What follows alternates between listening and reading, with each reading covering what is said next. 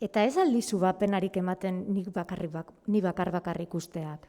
Errusikak ez zuen bere alakona erantzun, eta Karusok une batez pentsatu zuen nahi zuena lortu zuela. Karuso, jadanik mundu honetan dudan lagun preziatuena zaitut, baina benetan nire adiskidea bazina etzen idake txantajerik egingo. Arraioa, arkakuso ziztrina, lotxagabe galanta, pentsatu zuen Karusok. Baina bere baitan, somorro txikiaren ausardia eta kopeta miretsi zituen. Okei, somorro burugabea, lagunduko dizut Errusiara joaten. Karuso maitea, besterik ez zuen erantzi Errusika estitxuak. Errusika jauzi handia emateko prest zegoen.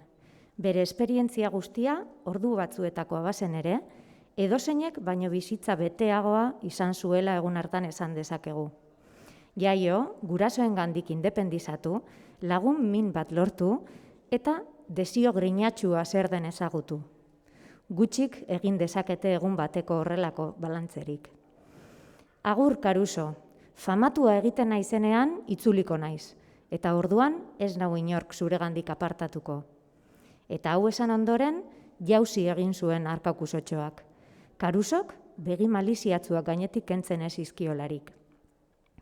Baina nola pentsatzen duzu horrela Errusiara joatea tuntuna, esan zion Karusok umoretsu.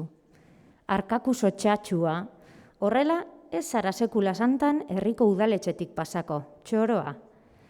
Orduan, galdetu zuen Errusikak, jadanik neka-neka eginik.